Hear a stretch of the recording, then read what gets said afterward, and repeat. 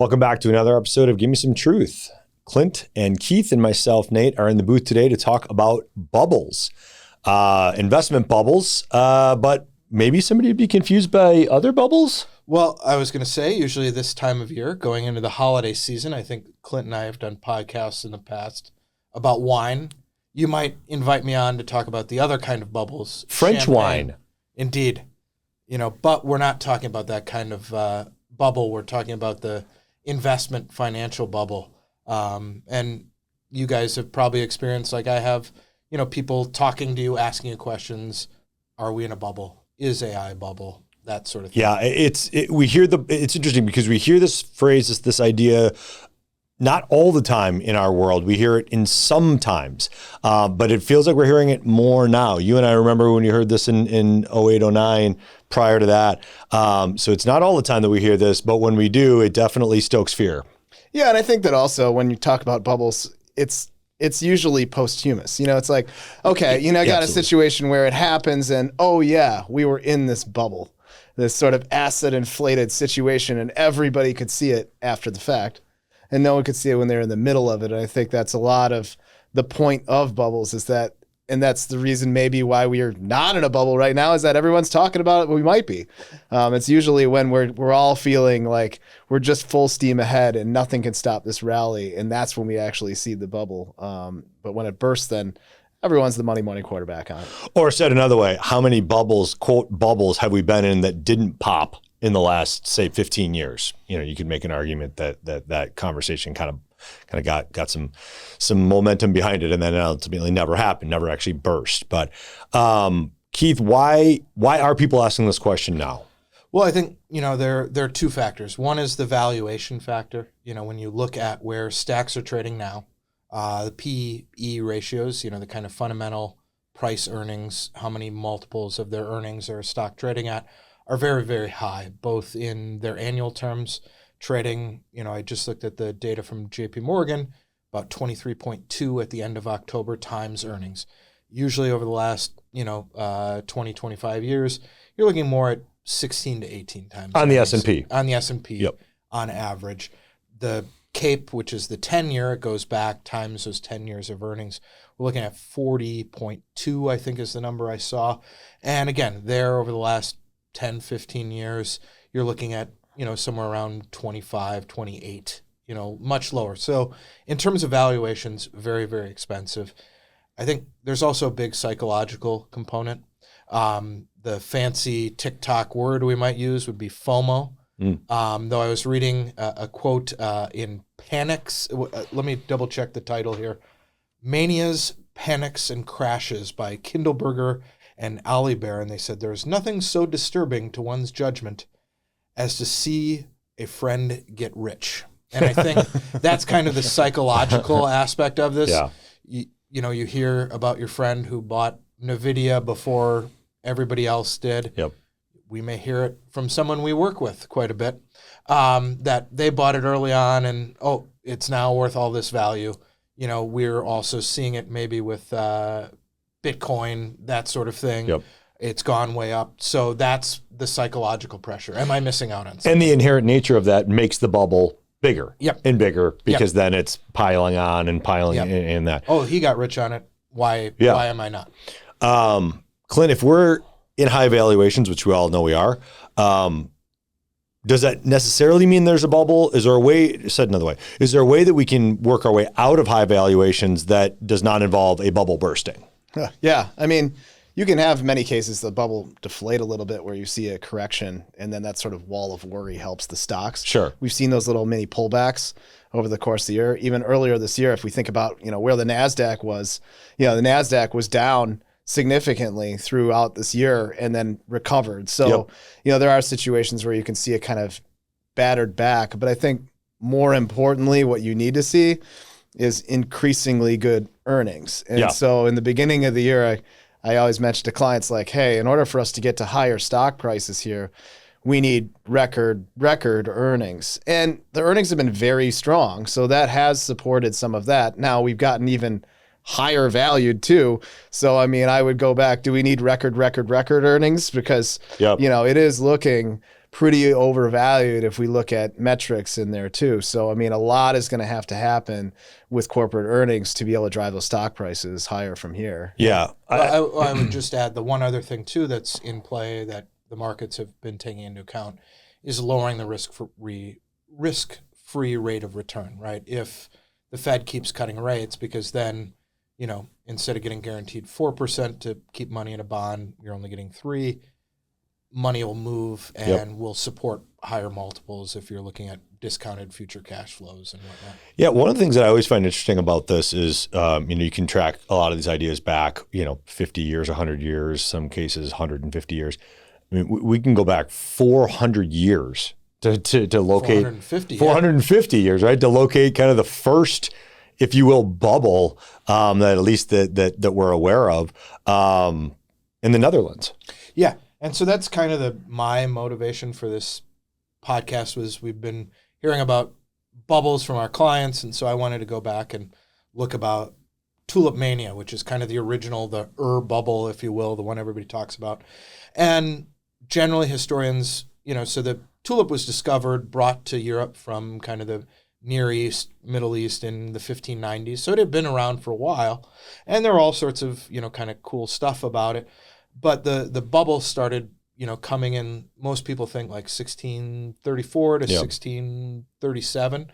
So it lasted for a while. It isn't, just, although some research has said it lasted even less. But you saw at one point, a point where you could buy a tulip for the price of a house, in the Netherlands. And that seems crazy. But one of the things I think that happens in bubbles is you have a new technology. And you don't know how to value that technology and so on. And so a couple of things were new technology around tulips. First of all, the tulip itself, relatively new plant. The second thing was they developed, and the Netherlands was the richest country in the world at this point.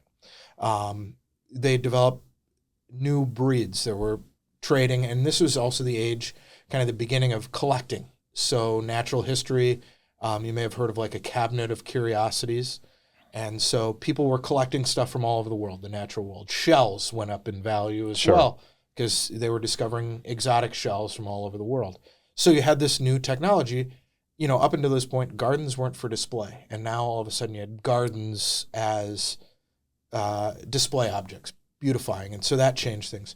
Then there was also kind of a cool thing in the Dutch tulip market that there was a disease that would strike certain tulips that would make them have like striations, you could say, like waves of color, red and white in a single. They didn't know what caused them. And so you could put a tulip in the ground, and then a year later, because it had gotten this disease, it could be this totally cool looking different thing, this different object. All of a sudden way more valuable because it was super rare, right? Yeah. And so that added a little bit of speculation to it. And the cool thing about the tulips was it was a futures market. Yeah. A lot of the money traded hands in the winter. You couldn't move them when they were blooming, and then you had to actually lift them out of the ground and take them out to preserve them in the summer months. And that's when they moved. But a lot of the trading happened in December, January, February. And so between like December of 1636, not 1936, and kind of February, you saw prices triple in that little bit. And then everything kind of went to hell. And the longstanding rumor has always been, it bankrupted people. There was all this. But in fact, it was mostly like kind of rich people investing, and nobody went bankrupt due to tulips, the research has suggested. Nobody threw themselves in canals because their tulip bets went wrong. But, it did burst. I would think of it like, during COVID, people were sitting around and flipping like watches or various things like that. I think of it a lot like that, right? Yeah, I think ultimately it became more of a cautionary tale than anything, but an incredibly powerful and incredibly kind of useful cautionary tale up to the late 1990s. Yeah, and I mean the 90s I think is the classic bubble that many people have actually experienced. I remember opening an account with a buddy of mine. We had a joint account. We went into the Scottrade office at the time, and we bought our first stock, which was Netscape. And then we parlayed that win and it was a big win for us. And then we parlayed that into Massimo and just lost terribly. He was awful. We tried to double and triple down, and it never panned out for us. But that was in the middle of the kind of the internet bubble that got created. And so, as Keith was alluding to, he's absolutely right about this new technology that was game changing, this thing called the internet. And it was going to change everything, how we did commerce, how we lived our life, how we were going to obtain our groceries and our pet supplies and all of this. And you know what? In the end, it did. It did. Yeah. Right. But it didn't for a while, you know? Yeah. So, there was a situation where the famous bankruptcies of pets.com, a local company here, Sonic Foundry. If you ever want to see a fun chart, look at Sonic Foundry, SOFO, where it was just like straight up and into the stratosphere, no earnings, no nothing. And it became this incredibly valued company that was so overvalued. It was ridiculous now that you look at it now, and now it's just worth pennies. I mean, there's a story after story of this giant internet bubble that anything with the .com on it exploding in valuation literally overnight. People were changing their company names just to have .com in there. Maybe we're seeing the same thing with people doing .ai after it. But classic internet bubble, and then it burst, and it actually took 3 years. And part of it was 9/11 in there too. There were some extra shocks in there too. But it was kind of a painful deflation of that giant bubble. Yeah. I mean, I was just going to say, looking back at the companies that made it, and this is where the long shot comes in it. But you had no idea how to value any of those companies because they were going to change the world, right? Everything was going to be different. How we were doing things was totally going to change, and in a lot of ways it has, right? And so, but you didn't know how to value it. It's similar to, the tulips in some sense. You didn't know. And then the other thing was everything just kept going up, and you were an idiot for not buying .com. If you started talking about price earnings ratios in the late 90s, people looked at you like, oh, who pulled away the punch bowl? Well, you looked stodgy, right? It looked like you were kind of almost misinformed of this kind of old way of valuing a company, and so, and you're right, Amazon and eBay, still, incredibly thriving companies today came out of that period of time. A lot of them, pets.com, didn't, right? And I think at the end of the day, it's as the phrase has been coined, irrational exuberance, right? Yeah. No, that was the big, and again, you speak of people looking kind of stodgy, right? That was Greenspan's view on kind of, and this was as early as like 1996. Yeah. And so the exuberance continued for 3 or 4 years after that, right? And he was looking at, this technology can't change that much. And, Alan Greenspan had cut his teeth in an earlier bubble, right? In terms of, there was a similar craze in the 1960s where companies were adding tronics to their name because anything electronics, right? The evolution of the computer was the 1960s. Again, a technology people didn't know how to value. And you saw, stocks go up and people didn't care how much they paid for these companies. And, you saw a downturn from that, right? So I think, he had seen it and went, step back. And so I think it becomes, that we move away from valuations and becomes, as you had alluded to earlier, are we in a bubble because everybody is cautious about it? I think also the way people invest is radically changed in those, we're no longer, most people aren't just looking for a single winner. Right. It's a diversified portfolio. They're in their 401k, so they have, funds and so on and so forth. So it's changed a little bit, but yeah. So I think that might, slow down the bubble because I don't think we've seen yet people going, you're not talking to your cab driver in Vegas about how he's flipping 3 condos. Right. Right. Let's wrap it up with this. Clint, you were through the .com. You and I also were through the 08-09 crisis. Help people to understand how this feels similar. Help people to understand how today feels different than those times. Yeah, I think there's unfortunately a fair amount of similarities between those. I mean, I think that people are not unfounded when they say that they feel like we might be in a bubble. It has a lot of bubble properties. So I can definitely understand a client saying to us, yeah, this feels bubbly. Real estate market too, remember too, like that felt very bubbly for a while too. And people were saying, there were people that were saying this can't persist. These real estate prices can't stay this high this long. And I think there are a lot of different places that you can look at overvaluations. It's not solely stocks. We have cryptocurrencies that are at incredibly high levels, and we don't even know what the valuations of those are. I think that's part of the trouble too. We don't know how to value those things, right? Very difficult. Yeah, you don't have a company you can value based on earnings, right? We knew with .com, it was like, is this company going to make money ever? Is it not? With crypto, you have no way of knowing, right? Right. And that was technology that is going to change the world. And I really do believe that the technology will change the world, but how it looks will likely be markedly different 5 to 10 years from now than what we thought cryptocurrency was going to be. We originally thought that crypto was going to be Bitcoin. It's going to be so much more than that, and it's so much more varied and nuanced than that. So when we talk about bubbles, coming back to that, we're in this enormous AI run-up of investment. And one thing that strikes me as interesting is that we don't have that many publicly traded companies, where that kind of varies a little bit. And maybe this changed over the next few years as we're kind of running up to that. There were a whole bunch of companies that became public and then kind of lit fire on the whole big bubble. I don't think we've gotten there yet.